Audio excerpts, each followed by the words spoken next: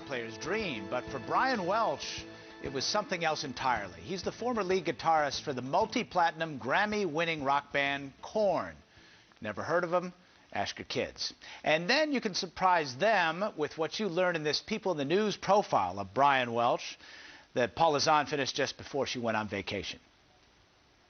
Here on a roof, Bible in hand, Brian Welch is a new man. But it wasn't long ago that this hard-rocking, heavy-drinking, drug-addicted rock star was at the pinnacle of his career and drowning, he says, in despair. I was a junkie, a single dad, and a rock star. But inside I was dead. That is how the former guitarist from Korn describes his old life. Before he quit drugs, before he quit the band, before he did this.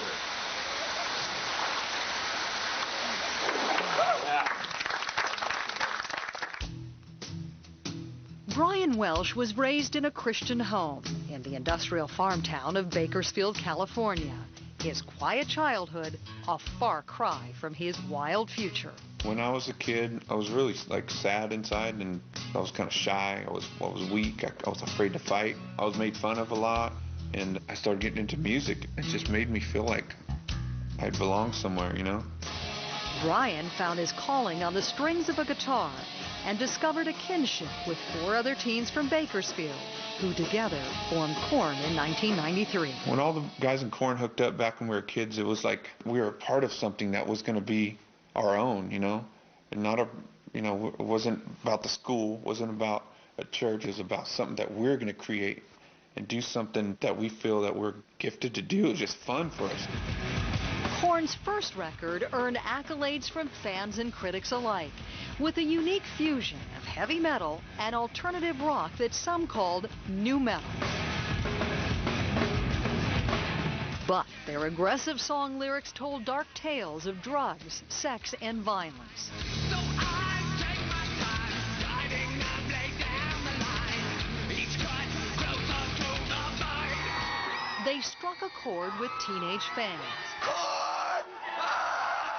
Awards soon followed. Korn, freak on a leash! Korn songs topped music charts.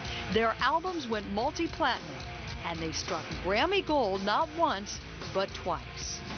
We played in front of like 200,000 people, and they were all going nuts, and we were like, wow. I dreamt about this when I was a kid, and 100% of it came true.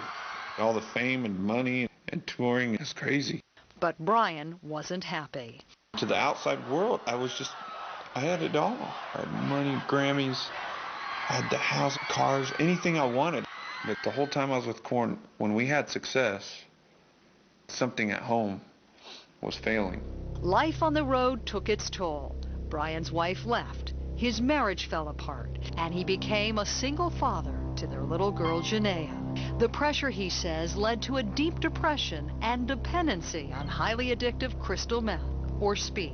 I started doing speed full time, every day. I was addicted to Xanax too, sleeping pills. It's like living in pure hell. I was so miserable. I was like, I just want to go to sleep and never wake up, never.